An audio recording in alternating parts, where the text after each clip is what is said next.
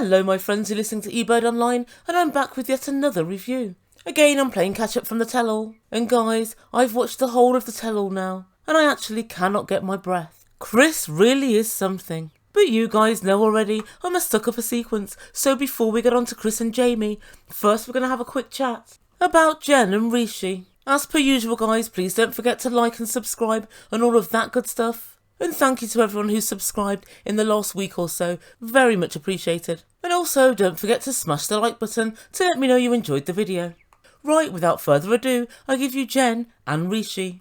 And so we start off with talking about Jen and Rishi's devastating breakup. Well, that's how Sean described it. I, on the other hand, would characterise it as a predictable breakup. It was obvious to anyone with even, well, half a brain that Rishi's family were going to put the kibosh on this so-called relationship before it could even get off the ground. And as we remember, Rishi told Jen, "I can't go against my family, my mum says no and that's it." However, apparently, Jen and Rishi have reconnected once more. They both went to a mutual friend's wedding. And Jen tells us, "We bumped into each other." Jen! Bumped into each other.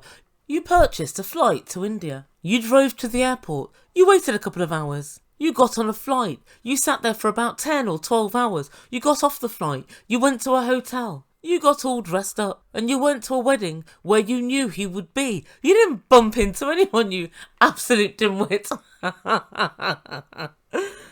And so Jen excitedly told Sean and everybody else that she slept with Rishi that night. Although apparently he didn't stay the night. Oh dear, oh dear, oh dear. I always find it's ideal, that situation, sleeping with somebody and then they leave. And so Sean asked the couple why they weren't together, and Jen said Rishi's a mama's boy. And the cast discussed the situation. Oh, what's this? It would seem Debbie's got something to say. I think Rishi didn't stand up to his mother for you. Yep. I think he was a coward. All right, Rishi, I'm going to give you a chance to speak for yourself here. And Rishi looked up as if trying to summon help from the heavens. Well, in fact, from his dad. Because as we know, Rishi's the Indian Jesus.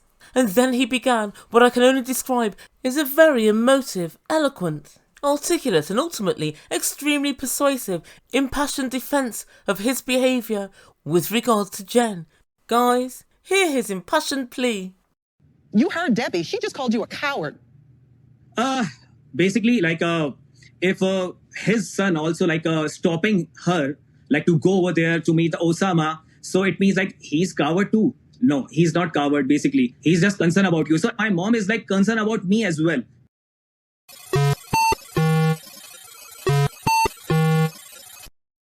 Guys, does anybody know what the F he's talking about? I don't think even he knows.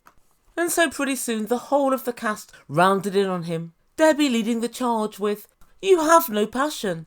And then Gabe coming up at the rear.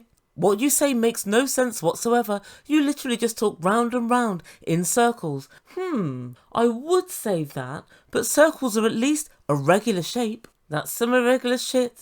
This Indian Jesus is talking. And guys, I really couldn't make head or tail of anything that Rishi was saying. And Jen said, "Well, I'm not sure. I think it might be the language barrier." And Gabe said, No, I'd be doing the same thing myself. If I don't like what I'm hearing, suddenly my Spanish gets worse.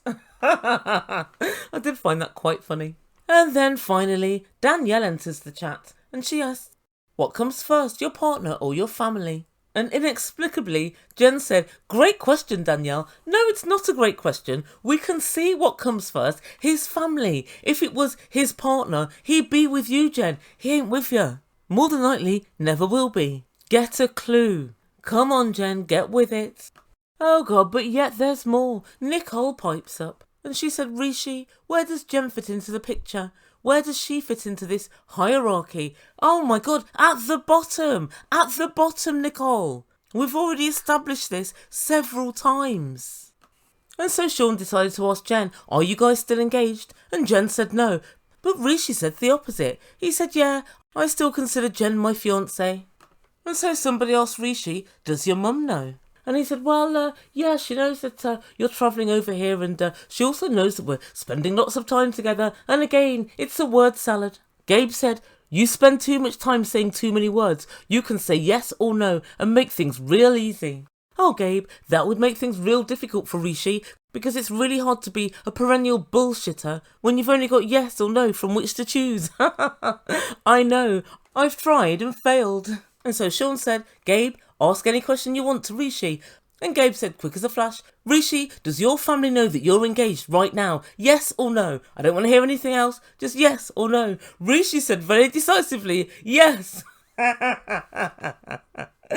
Okay then, Rishi, so they know. Wow. Colour me shocked. Well, I think we'll see about that a little bit later. But next it's time to welcome Myra and Randy to the stage. Who? Yes, these are the two college friends of Jen's. You know, the ones that tried to consistently set Rishi up and lure him into some sort of, well, I want to say honey trap, but lemon curd trap. Yeah, they tried to lure him into a lemon curd trap. And so both of them say that they're very shocked to hear that these guys are back together and it was news to them. And Jen laughed an embarrassed laugh, as well she might. And then Sean asked the ladies, do they think it can ever work between these two star-crossed lovers? And Randy said, here's the thing. It's never gonna work. She's not wrong, guys, she's not wrong. And everybody chit-chatted on stage and they all came to the conclusion that Rishi's a child, he hasn't cut the umbilical cord and he hasn't grown up, mainly because he still lives at home. And it's interesting because all of them are ignoring the very real socio-economic constraints that are upon Rishi. He tries to explain that he's trying to work out some way in which he can live with Jen and not inside his mum's home, but also have enough money to look after his mum and his family. But he really doesn't know how to do it. But the Ebird's just had a thought. By Jove, I think I've got it. When we first met you, Rishi, you told us all you had a law degree. So here's the plan. Why don't you stop personal training, prancing around and modelling? And why don't you begin your own law practice and start practicing law? That might well bring in enough money. Just a thought. And so then the couple talk about the 6 months that they were apart. And Jen maintained she didn't sleep with anybody else. And Sean asked Rishi, did you sleep with anyone else whilst you were apart? And he said very decisively, no.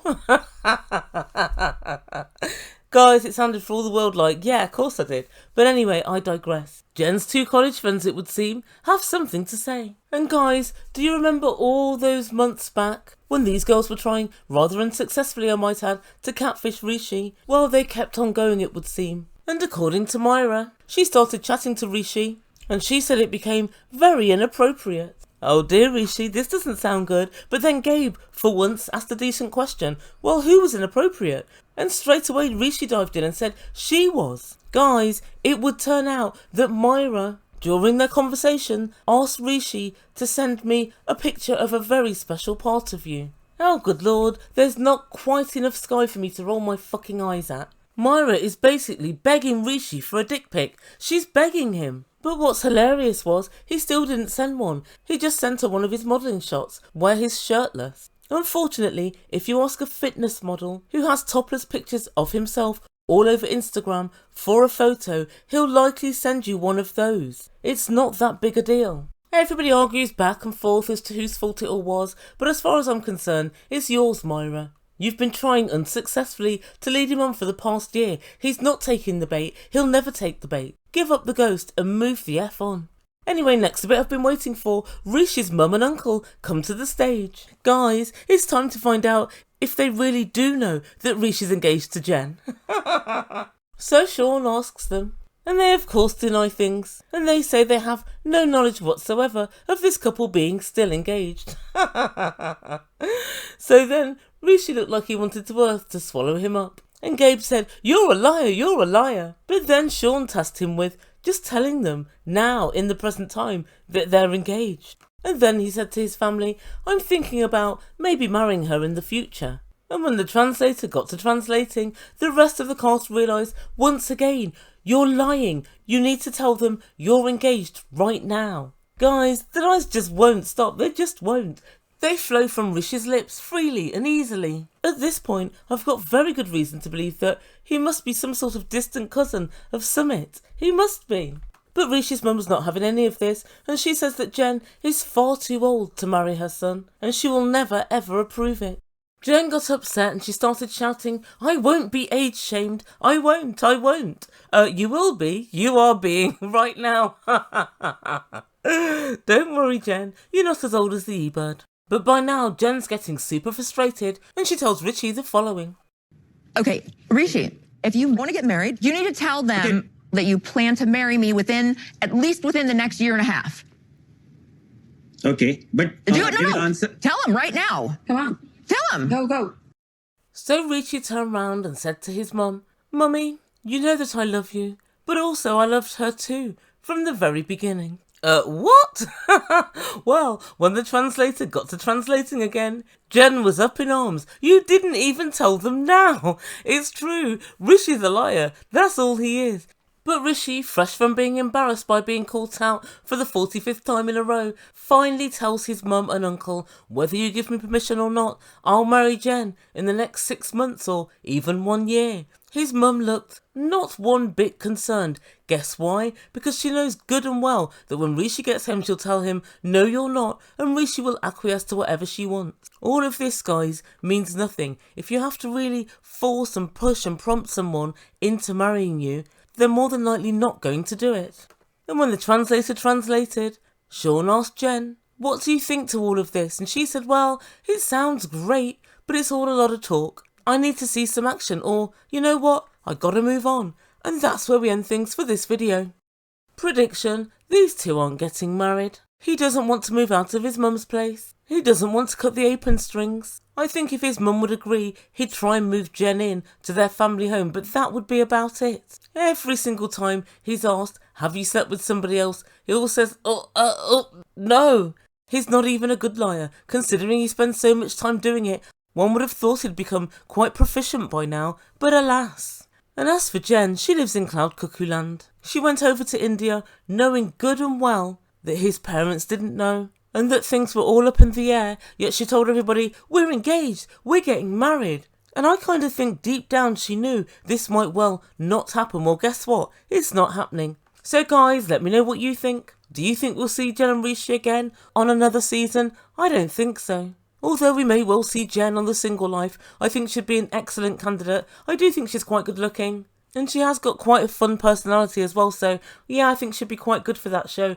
But yeah, let me know what you think in comments down below, and I will get on with the one you've all been waiting for, Kris and Jeymi. Thank you guys so much for listening. Like, comment, subscribe, all of that good stuff. You've been listening to Ebird Online, and I bid you good day.